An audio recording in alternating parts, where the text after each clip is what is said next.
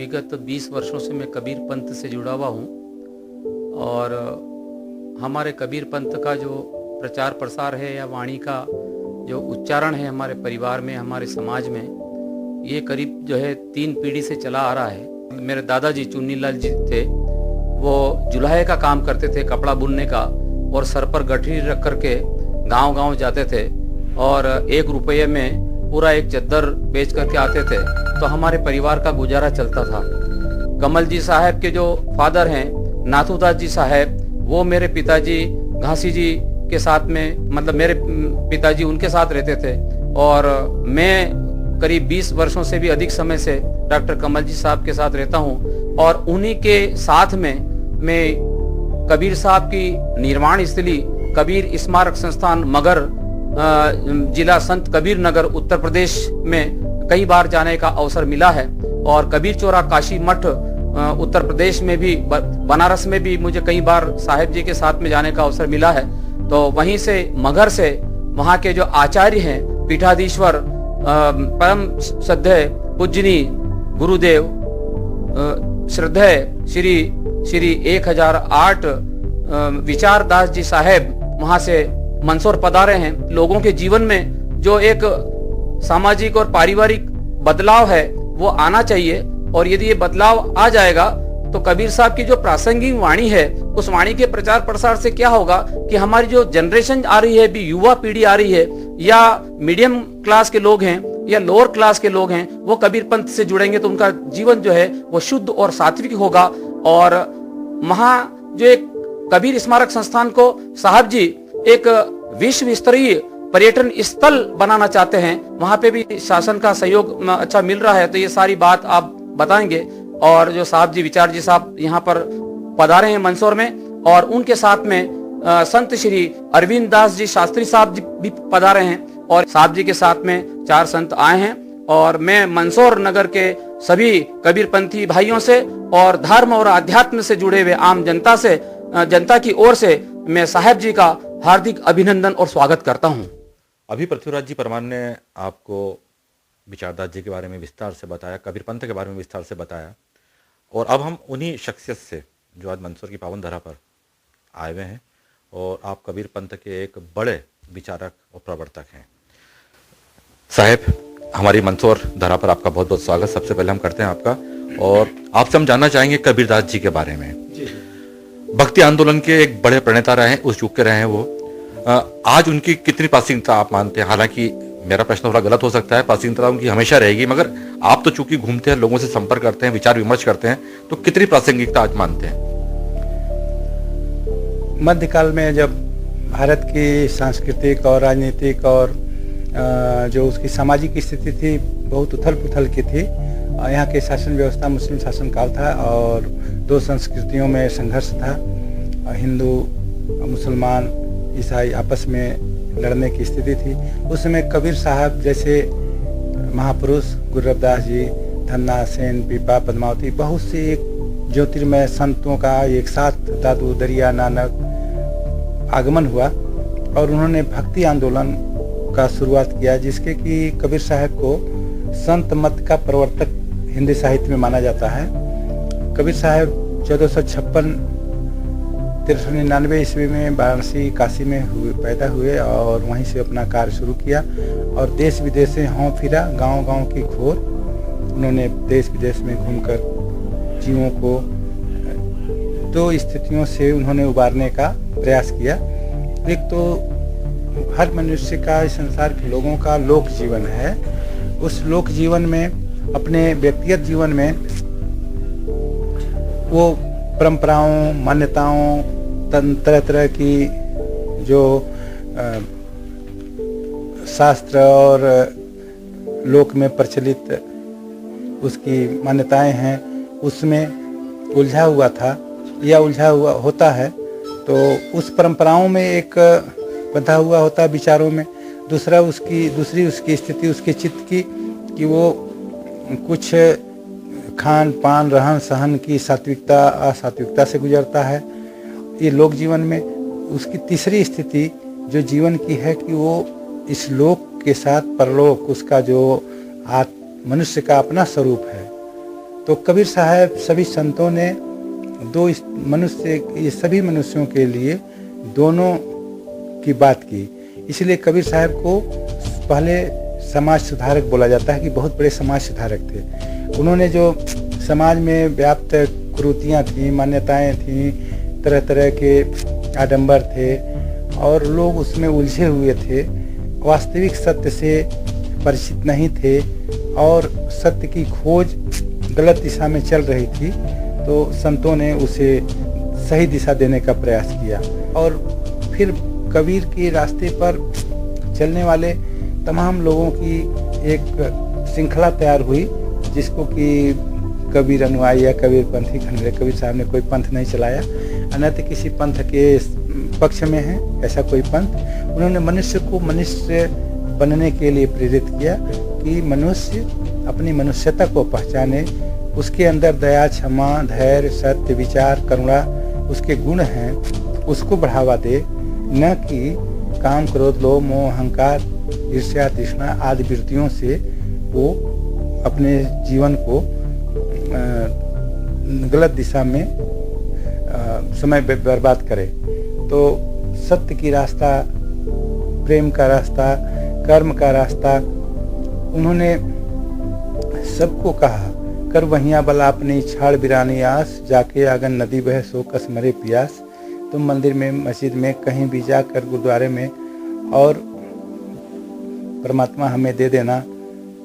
उन्होंने कहा कोई परमात्मा ऐसा नहीं है जो दे सकता है, तुम्हारे कर्म ही दे सकता है। कर्म करेंगे तो हम पाएंगे।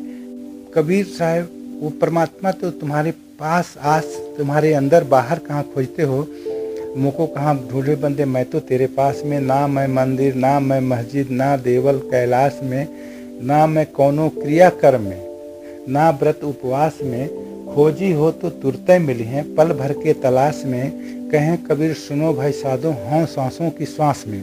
सहज जीवन, सहज रहनी, सहज योग, सहज ज्ञान, सब कुछ उनके योग को सहज सूरत शब्द योग कहते हैं, सहज योग कहते हैं। सहज रहनी बताया, जहाँ जहाँ जाऊँ सोई परिक्रमा, जो कुछ करो सो पूजा।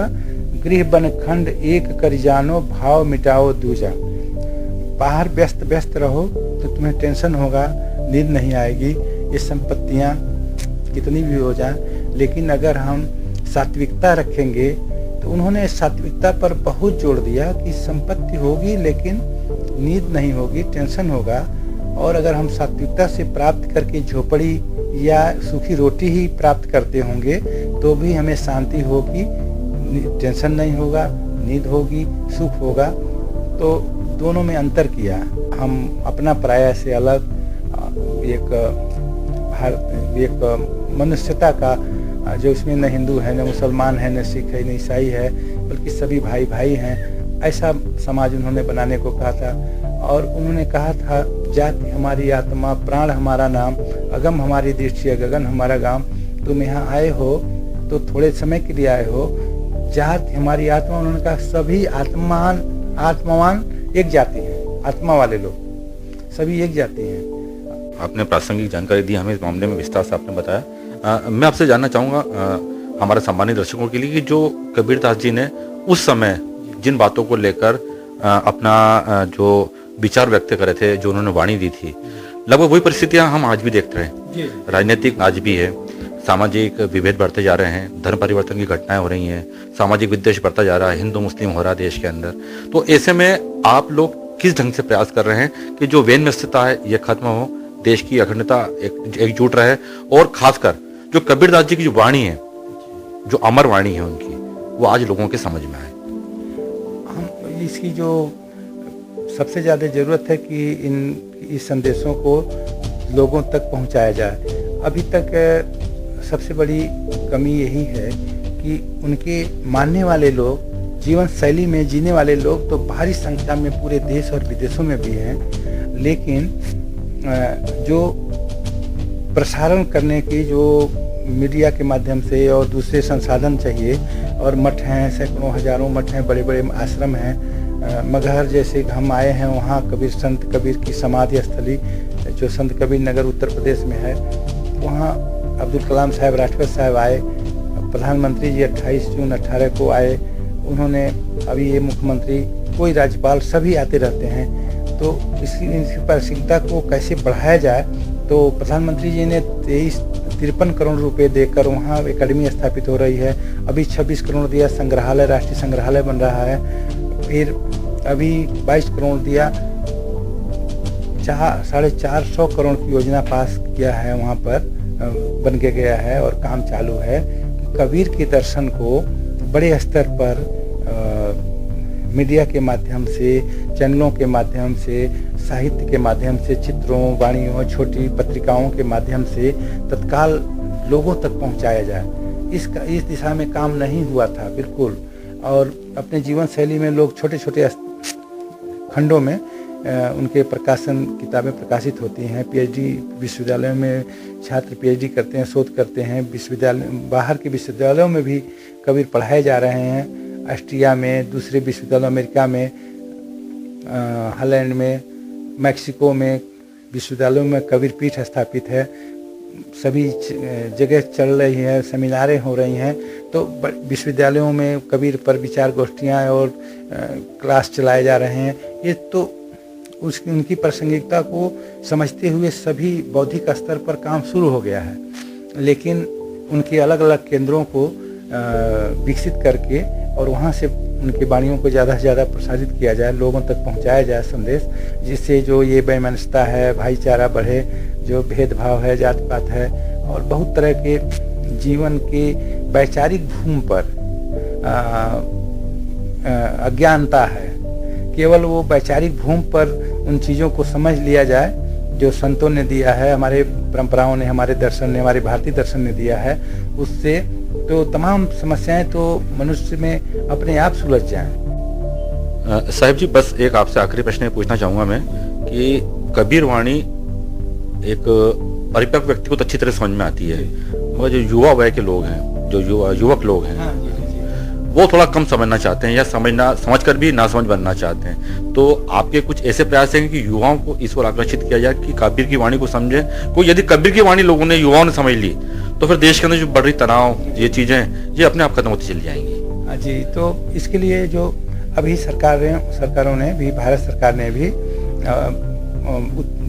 प्रयास शुरू किया है कि कबीर वाणी को जो विश्वविद्यालयों में, कॉलेजों में और छोटे स्तर पर छोटी छोटी उनकी साखियों का कबीर पाठ के रूप में राजस्थान सरकार ने अभी निकाला, मध्य प्रदेश, छत्तीसगढ़ सरकार ने निकाला, और कि उनके जीवन परिचय को और उनकी वाणियों को प्राइमरी स्कूलों से लेकर बच्चों तक पहुंचाई जाएं। जो वाणियाँ, कबीर वाणियाँ गायन के रूप में हैं, तो युवा लोग भी अब जो कबीर गायन के रूप में देखेंगे तो कैसेट, भजन, चैनलों पर सभी जगह कबीर के गायन अब आ रहे हैं, सामने आ रहे हैं। कबीर के अच्छे अच्छे गायक सामने आ रहे हैं, जिसके माध्यम से युवा लोग भी उन वाणियों को अब पसंद करने लगे हैं, सुनने लगे हैं। अभी जर्मनी में इस पर शोध हो रहा है कि कबीर टाइम मैनेजमेंट के आज काल करे सो आजकल, आज करे सो अब, पल में प्रलय होएगा, बहुर करोगे कब। वैज्ञानिकों ने माना कि ये टाइम मैनेजमेंट के सबसे बड़े वैज्ञानिक हैं।